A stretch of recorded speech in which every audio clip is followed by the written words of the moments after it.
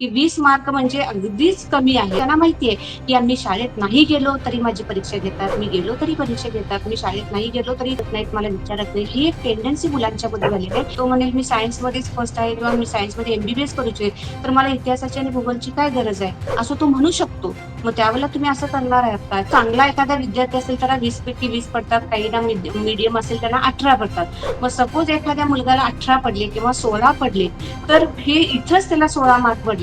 मग पेपरमध्ये फक्त त्यांना एक कुठलं तरी इक्वेशन चालू केलं किंवा एखादं डेफिनेशन जरी सायन्सच्या परीक्षेमध्ये दिलं, तर त्याला 4 मार्क मिळून जाणार आहे तिथं. म्हणजे याचा अर्थ 20ला तो पास झाला. नमस्कार मंडळी, माय महानगर मानिनीमध्ये मी भाग्यश्री पुन्हा एकदा तुम्हा सर्वांचं स्वागत करते. आज आपण माय महानगर मानिनीवर एक वेगळा विषय घेऊन आलो आहोत, जो खूप ताजा आहे आणि खूप गरजेचा आहे, जो की विद्यार्थ्यांच्या संबंधित आहे. आपण बघितलं तर महाराष्ट्राच्या शालेय विभागाने एक निर्णय घेतलाय आणि या निर्णयामध्ये असं म्हटलंय की गणित आणि विज्ञान या दोन्ही विषयात तुम्हाला 35% किंवा 35 मार्क मिळवायची आता गरज नाहीये. जरी तुम्हाला 20 मार्क असतील तरी तुम्ही पास होणार आहात आणि 10वी पास झाल्यानंतर तुम्ही 11वीत जाणार आहात. विशेषतः हा निर्णय घेतल्यानंतर संभ्रमावस्था निर्माण झाली. पण यावर बोलण्यासाठी आज मी माय महानगर मानिनीवर आमंत्रित केलेलं आहे माझी शिक्षिका विजया घोलपे यांना. नमस्कार मॅम, स्वागत आहे तुमचं माय महानगर मानिनीमध्ये. नमस्कार. मॅम, मी पहिल्यांदाच तुमच्याकडे येते. माझा पहिलाच प्रश्न हा असेल, की गेली कित्येक वर्ष तुम्ही शिक्षिका म्हणून काम पाहिलेलं आहे. अनेक विद्यार्थ्यांना सुद्धा घडवलेलं आहे. पण सध्या शालेय विभागाने हा निर्णय घेतलाय, की गणित आणि विज्ञान या दोन्ही विषयामध्ये 20 मार्क असतील तरी पुरेसे आहेत. गरज नाही की तुम्हाला 35च असायला हवेत. तर याची काय बाजू वाटते तुम्हाला? तुम्हाला एक शिक्षिका म्हणून पहिल्यांदा हा निर्णय ऐकल्यावर काय वाटलं?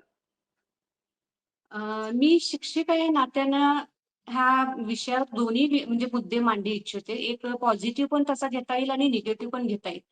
मी पॉझिटिव्ह अशा पद्धतीने घेईल, की जी मुलं अगदी गणित आणि विज्ञानला घाबरून असतात किंवा गणित आणि विषय हा जर 10वीला मला कमी मार्क पडले, तर मला टक्केवारी कमी पडेल किंवा त्याचं बॉदरेशन घेऊन काही मुलं त्याच्या अंडर असतात, प्रेशरमध्ये असतात आणि त्यामुळं कदाचित या विषयाला 20 मार्काला जर पास आहे, असं जर विद्यार्थ्यांना वाटत असेल, तर तो विद्यार्थी त्याच्यामध्ये म्हणजे सहज त्याच्यामध्ये निघून जाईल आणि हे त्याच्यामधला त्याला त्याचा प्लस पॉइंट होईल. पण निगेटिव्ह बाजू जर ह्याची विचारात घेतली, तर अभ्यासाच्या बाबतीत म्हणजे मला गणित आणि विज्ञान याचा अभ्यासच करावा लागणार नाही, हे त्याच्यामध्ये हं. त्याच्या माइंडमध्ये येईल आणि त्यामुळे हा निगेटिव्ह सुद्धा होऊ शकतो. निश्चितच मॅम, पुन्हा एकदा तुमच्याकडे येते, की हा जो निर्णय घेतलेला आहे, यामध्ये निश्चितच हा निर्णय कसा आहे, तर 35 पैकी 100 पैकी तुम्हाला 20 गुण मिळाले तरी काफी आहेत विज्ञान आणि गणितामध्ये. पण ज्यावेळी रिझल्ट येणार आहे, गुणपत्रिका येणार आहे, तर या गुणपत्रिकेवर तुम्हाला एक नोट सुद्धा दिली जाणार आहे, की ज्यामध्ये लिहिलेलं असेल, की विज्ञान आणि गणित यामध्ये ज्यांना 20 मार्क मिळाले, ते विज्ञान शाखेला प्रवेश घेऊ शकत नाही. हे सरळ लिहिलेलं असणार आहे. पण ज्यांना खरंच विज्ञान शाखेत पुन्हा पुढे जायचंय, तर अशा विद्यार्थ्यांना परत परीक्षा ते देऊ शकतात, असंही लिहिलेलं आहे. आणि सगळ्यात महत्त्वाचा मुद्दा म्हणजे जो नवीन आता अभ्यासक्रम येणार आहे, हा नवीन अभ्यासक्रम आल्यानंतरच हा नियम लागू होणार असल्याचं सांगण्यात आलंय. तर मॅम, गेली कित्येक वर्ष तुम्ही बघताय, की अगदी ग्रामीण भागातील मुलं सुद्धा कसोशीनं प्रयत्न करतात आणि एखादं यश संपादन करण्यासाठी खूप अभ्यास करतात. पण असं वाटत नाही का कुठेतरी, की 35 ऐवजी 20 गुण केल्यामुळे ती त्यांची कपॅसिटी किंवा ते त्यांचं स्वप्न कमी राहील असं? अ, तसं बघायला गेलं तर ग्रामीण भागातला विद्यार्थी हा असा आहे, की तो शेतकरी कुटुंबातला आहे. अर्थार्जन त्यांचं कमी असतं आणि हं. बाहेर ट्युशनला जायचं असेल, तर ट्युशनला ते म्हणजे एवढे केपेबल नसतात, की ट्युशनची फी भरू शकतील किंवा घरामध्ये पालक असे नाहीयेत, की बाबा त्यांना त्यांना काहीतरी गाईडन्स देतील. त्यामुळं कदाचित एखादा ग्रामीण भागातला मुलगा असं म्हणेल, की मला 20 मार्कासाठी जर मी पास होत असेल, तर त्याच्यामध्ये तो अगदी म्हणजे त्याला जर त्याची साईड नकोच असेल किंवा गणित आणि विज्ञान जर नकोच असेल, तर तो एखादा मुलगा तसा असेल तर तो म्हणजे तो आनंदितच होईल आणि मुळातच त्याला ते गणित आणि विज्ञानची जर आवड नसेल, तर 20 मार्काला पास म्हणजे मला जर होता येत असेल, तर मला तो चांगलाच आहे, असा एक मुलांचा कल होऊ शकतो. आणि दुसरी बाजू जर बघितली, तर काही विद्यार्थ्यांना जर गणित आणि विज्ञान आवडतच असेल आणि पण त्यांना त्यांचं बॉदरेशन घेत असतील किंवा त्याची भीती वाटत असेल आणि म्हणून जर त्यांनी तो विषय बाजूला ठेवला, तर करिअरच्या दृष्टीने त्यांचं नुकसानही होऊ शकतं. मॅम, हे दोन्ही बाजू अगदी तुम्ही थोडक्यात सांगितल्यात, पण मी डीपमध्ये जाण्याचा प्रयत्न यासाठी करते. कारण ही जी आता जो निर्णय झालेला आहे, तो निर्णय बघता ज्यांच्याकडे ते कॅपेबल आहेत, ते या निर्णयाकडे लक्ष देणारच नाहीत. पण काही लोकं किंवा काही मुलं अशी असतील, की ज्यांना अभ्यासाचीच भीती आहे. अगदी म्हणजे 20 मार्कात पास होते तर चला मी जाऊयात. पण मी अब्दुल कलामांचं इथं वाक्य निश्चितच घेईन यासाठी कारण लहान स्वप्न बघणं किंवा छोटी स्वप्न बघणं हाच गुन्हा आहे ते म्हणतात. त्यामुळे जर आपल्या भागातील किंवा ग्रामीण भागातील किंवा अगदीच शहरातील सुद्धा जी मुलं आहेत, त्यांनी स्वप्नच लहान बघायला सुरुवात केली, तर तो गुन्हा एका अर्थाने ठरेल. जर मला माहिती आहे की 35% तरी मला हवेत, तर मी तेवढा अभ्यास करेन किंवा जास्त अभ्यास करण्याचा प्रयत्न करेन आणि त्या वयात जी स्मरणशक्ती आहे म्हणा किंवा ग्रहणशक्ती आहे, ती मुलांची वाढते. तर मला या दरम्यान असं वाटतं की हे कुठेतरी स्वप्न खुंटण्याचं काम व्हायला नको. तर जर अशी बाजू झाली, तर यावर काय निगेटिव्ह इम्पॅक्ट होऊ शकतो, याबद्दल थोडं सविस्तर बोलू शकता का? Okay, okay. खरं तर काही नाही, ही जी 20 मार्काचं केलेलं हे मुळात चुकीचंच आहे. कारण 100च्या 35% म्हणजे पण फार जास्त नाहीये. पण मिनिमम 35% ला पास आतापर्यंत आपण गृहीत धरलेलो आलेलो आहोत. आता काय केलेलं आहे 20 मार्काला म्हणजे म्हटल्यानंतर हे विद्यार्थी काय केलेलं आहे, याच्यामधनं आता तो अगदी शॉर्टकट शोधायला लागलेला आहे आणि हे 20 मार्क मला कसेही मिळतात, असं म्हणून तो अभ्यासापासून अलिप्त म्हणजे राहायलाचा प्रयत्न केलेला आहे. पण ही निगेटिव्ह बाजू एवढ्यासाठी आहे, कारण मुलं एक तर त्यांच्या हातामध्ये सोशल मीडिया आलेला आहे आणि सोशल मीडियाच्या माध्यमातून तो या अभ्यासापासून पूर्णपणे अलिप्त झालेला आहे आणि म्हणून कदाचित हे त्याला धोकादायक पण होऊ शकतं, की 20 मार्क म्हणजे अगदीच कमी आहेत आणि मग अभ्यासापासून तो परावृत्त होईल आणि बहुजन समाजातली मुलं जशी म्हणजे खाली जायला लागलीत, तशा प्रकारची रेंज ह्या बहुजन समाजाची पुन्हा खाली खाली गळती व्हायला म्हणजे होण्याची शक्यता आहे. त्यामुळे हे 20 मार्क कमी केलेत हे माझ्या दृष्टीनं जे मी 20 मार्काला जे पासिंग केलेलं आहे, ते माझ्या दृष्टीनं तरी मला बरं वाटत नाहीये. कारण मुलगा अभ्यासाचा पासून पूर्ण परावृत्तच होणार आहे. अभ्यासाकडे तो लक्षच देणार नाही. ही त्याच्यामध्ये एक म्हणजे कथा होऊन जाईल. निश्चितच मॅम, मी पुन्हा एकदा तुमच्याकडे यावर येते, की आता गेली कित्येक वर्ष तुम्ही काम करताय. पण इंटरनल मार्क जे असतात शिक्षकांकडून किंवा शाळेकडून मिळणारे, ते किती असतात? आणि त्याची जर गोळाबेरीज केली, तर 20 मार्क मिळवणं हे विद्यार्थ्यासाठी सहजच होईल का? काय सांगाल? आता कसं आहे शाळेमध्ये 80 मार्काचा पेपर आहे. 80 मार्कापैकी 20 मार्क म्हणजे 80 मार्काचा रिटन पेपर आहे आणि 20 मार्काचे तोंडी आहे. आता प्रत्येक शाळांच्या मध्ये कमीत कमी एखाद्या विद्यार्थ्याला ज्याला काहीच येत नाही असा जरी विद्यार्थी असेल, तर त्याला अबाउट 15 म्हणजे 15च्या वर मार्क देतातच आणि मग तो चांगला एखादा विद्यार्थी असेल त्याला 20 पैकी 20 पडतात, काहींना मीडियम असेल त्याला 18 पडतात. मग सपोज एखाद्या मुलगाला 18 पडले किंवा 16 पडले, तर हे इथंच त्याला 16 मार्क पडले. मग पेपरमध्ये फक्त त्यांना एक कुठलं तरी इक्वेशन चालू केलं किंवा एखादं डेफिनेशन जरी सायन्सच्या परीक्षेमध्ये दिलं, तर त्याला 4 मार्क मिळून जाणार आहे तिथं. म्हणजे याचा अर्थ हं, 20ला तो पास झाला. म्हणजे याचा हं, अर्थ म्हणजे अभ्यासाकडे अजिबातच म्हणजे अभ्यास हा बाजूलाच झालेला आहे. अभ्यासाचं हं. काहीच विद्यार्थ्यांना राहणार नाही. त्यामुळे थोडंसं निगेटिव्ह मला ह्याच्यामध्ये वाटायला लागलेलं आहे. रिटर्नमध्ये तुम्हाला 4 मार्क जरी मिळाले किंवा 2 मार्क जरी मिळाले, तरी तुम्ही पास हा त्याच्यातला हेतू होऊन जाईल मग. निश्चितच मॅम, परत एकदा तुमच्याकडे येते यासाठी कारण ज्यावेळी आम्ही परीक्षा द्यायचो किंवा तुमच्या काळात ही परीक्षा ज्या असतील, पाठांतर करावं लागायचं आणि त्यामुळे वाचनाची आवड विद्यार्थ्यांमध्ये असायची आणि त्यामुळेच आकलन क्षमता म्हणा किंवा ज्ञानात भर पडायची. शाळा आणि शिक्षण म्हणजेच ज्ञान वाढवण्यासाठीची जी शाळा आहे, तिथे आपण जातो. घरात हे शिक्षण मिळत नाही म्हणून कदाचित मला वाटते महात्मा फुले, सावित्रीबाई फुले या सर्वांनी ही सुरुवात केली आणि आता आपण या स्टेजला आहोत. पण या स्टेजला येऊन सुद्धा जर इतक्या प्रमाणात गळती होत असेल किंवा अगदी सहज शिक्षणाला घेऊन सगळे निर्णय घेतले जात असतील, तर यामधलाच एक मुद्दा असा आहे, की पाठांतर करून प्रश्न लिहायचे होते, आठवावं लागायचं. पण सध्या भाषेचे जे पेपर आहेत, त्यामध्ये पॅसेज दिले जातात आणि पॅसेजमधलेच क्वेश्चन आन्सर द्यायचे असतात. तर यावर काय सांगाल? हां, अगदी छान मुद्दा आहे आहे हा. पूर्वी पाठांतर पद्धत होती त्यामुळं काही का असेना एक तासभर मुलं विद्यार्थी मला उद्या तर पाठांतर करून सांगायचं आहे किंवा मला त्या प्रश्नाचं उत्तर द्यायचं आहे किंवा इंग्लिशमध्ये रेफरन्स टू कॉन्टेक्स्ट ह्याचं मला उत्तर तिथं द्यायचं आहे. म्हणून किमान ॲट तो 1 तास 2 तास अभ्यासाला बसवत होता. आता पद्धत अशी झालेली आहे पाठांतर पूर्ण बाजूला झालेलं आहे आणि फक्त एक मराठी, हिंदी आणि इंग्लिशला पॅसेज देतात. तो पॅसेज उतारा वाचायचा, तो पॅसेज वाचायचा आणि त्याच्यावर आधारित प्रश्न लिहायचे.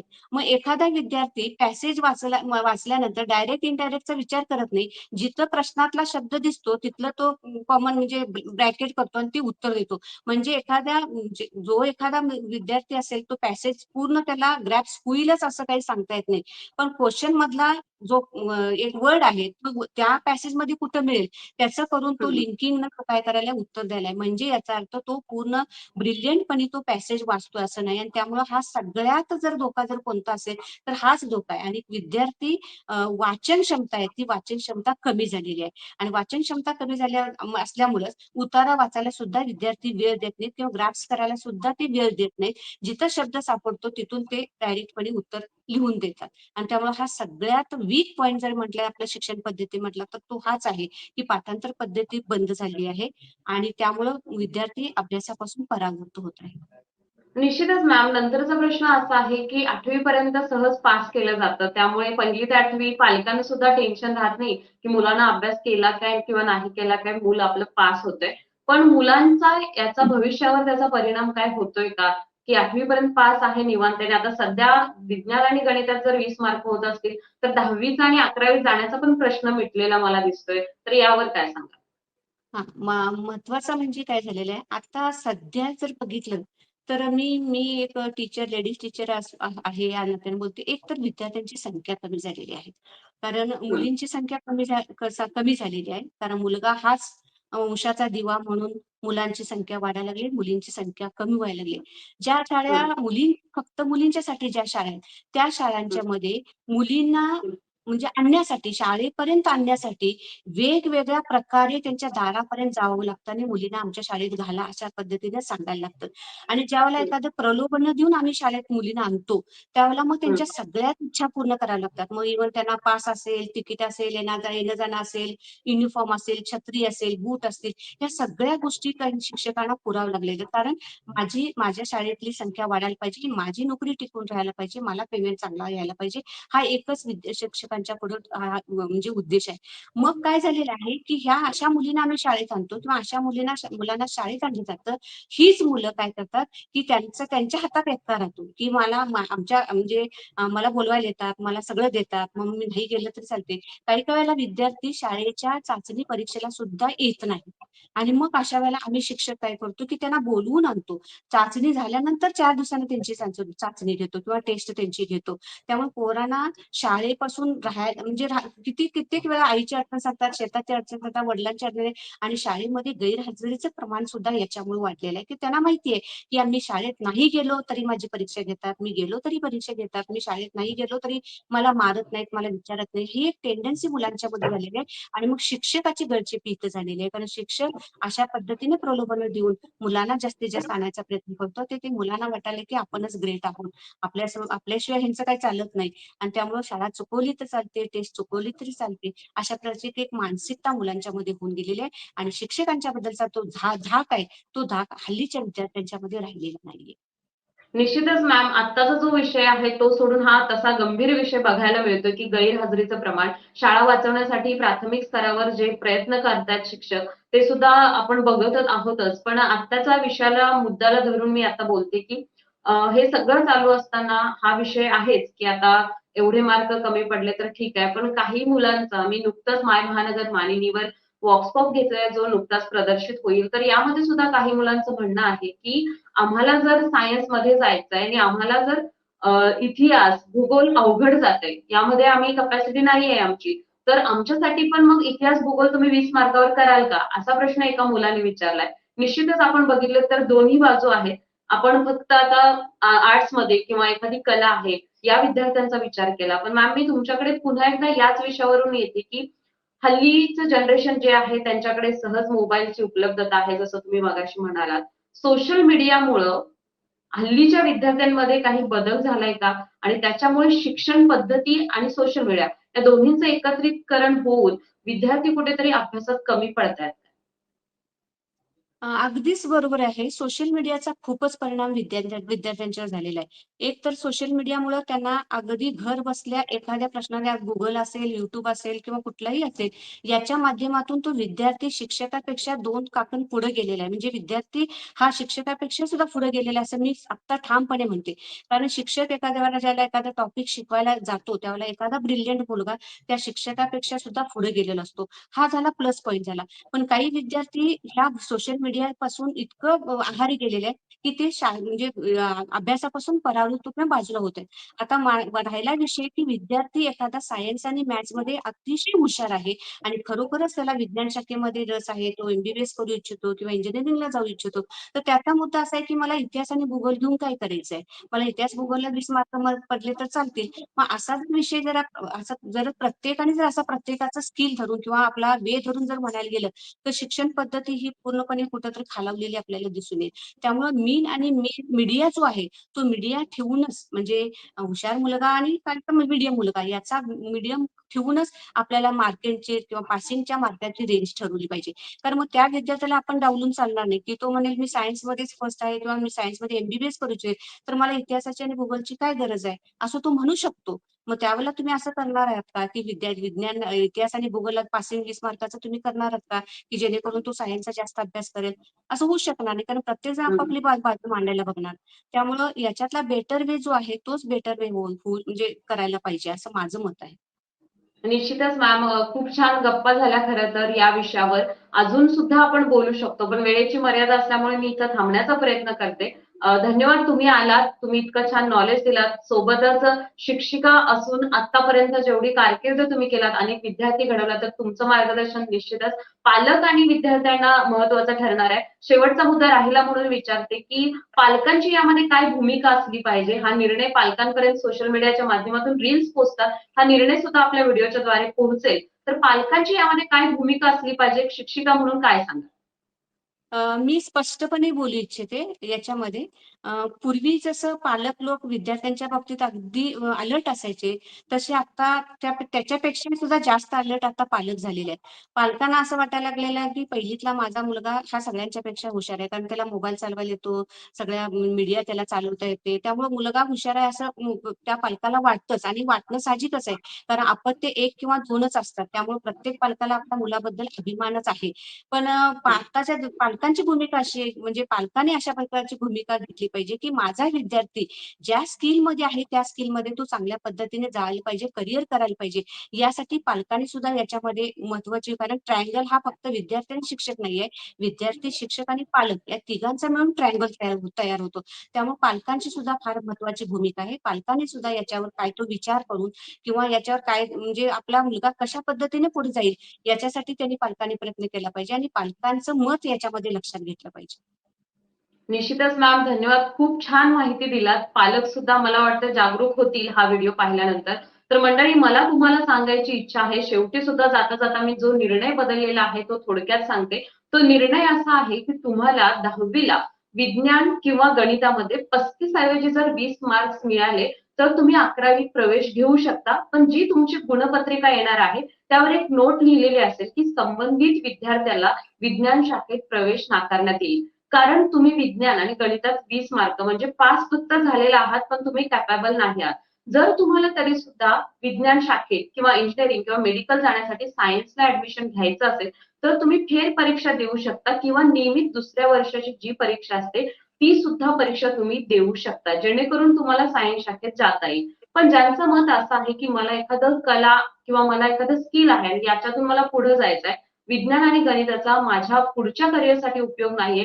ती मुलं आर्ट्स किंवा बाकीच्या ज्या साईड आहेत त्याला जाऊ शकतात. हा सगळा जो बदल होणार आहे, हा बदल नवीन अभ्यासक्रम आल्यानंतर होणार आहे. जेव्हा हा बदल नवीन अभ्यासक्रम येईल तेव्हा होईल. त्यामुळे तुर्तास तरी सध्या शालेय विभागाने दिलेल्या सूचनेनुसार हा बदल जेव्हा नवीन अभ्यासक्रम येईल तेव्हा होणार आहे. पण मला वाटतंय की मंडळी तुम्ही हा व्हिडिओ पूर्ण पाहिलेला आहात, ही मुलाखत पाहिलेला आहात.